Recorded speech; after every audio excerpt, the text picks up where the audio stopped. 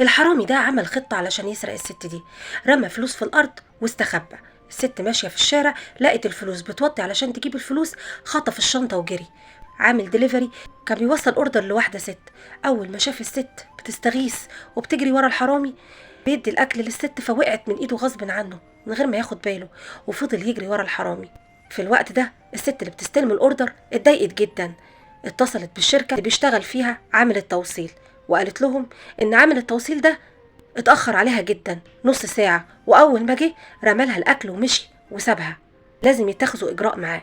ده الست صاحبة الشنطة كانت واقفة بترتاح من الجري جنب الست دي، وسمعت الست وهي بتشتكي للشركة، بس كملت جري ورا الحرامي علشان تلحقه وتاخد شنطتها. عامل الدليفري فضل يجري لغاية لما الحرامي تعب وبعدين رمى الشنطة. أخد الشنطة وراح للست وقال لها شنطتك اهي. شكرته جدا وعرضت عليه فلوس. هنا قال لها لا طبعا، انا مستحقش المكافأة دي، واي حد مكاني كان لازم هيعمل كده. استأذنك علشان بس عندي شغل ومش عاوزة اتأخر عليه، وسابها ومشي. بعدها بشوية صاحب الشركة طلبه، فرح له المكتب. قال له انت اتأخرت عليا ليه؟ قال له انا اسف جدا، حصل لي موقف كده في الشارع هو اللي عطلني. قال له طيب تمام، روح سلم السكوتر لإدارة العاملين والشنطة وكل حاجة تخصك، انت خلاص مطرود. قال له ليه؟ انا عملت ايه؟ انا ما اقدرش اسيب الشغل، ده انا بصرف على عيلتي وامي تعبانة في المستشفى. قال له لما انت خايف على اكل عيشك مش تحافظ عليه؟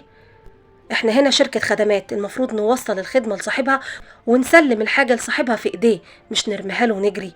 اللي انت عملته ده غلط، والعميلة اشتكت للمركز الرئيسي. انا هكتفي بفصلك، اتفضل اخرج بره. خرج وهو بيعيط ومش عارف يعمل ايه.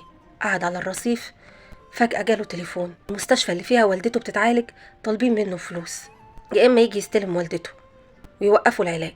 فضل قفل معاهم وقاعد مش عارف يعمل ايه. وبالصدفة الست اللي ساعدها وجاب لها شنطتها كانت موجودة في نفس المكان، وسمعت المكالمة.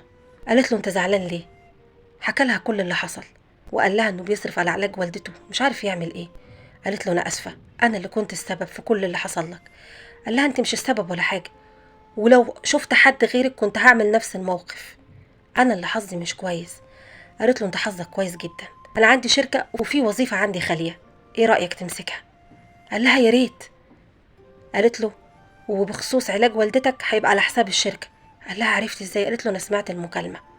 وبعدين يا ابني اللي بيعمل خير لازم بيلقاه، وانت ما عملتش غير كل خير، وعسى ان تكرهوا شيئا وهو خير لكم. سبحان الله، ربنا اللي بيوزع الارزاق. صلوا على النبي في التعليقات.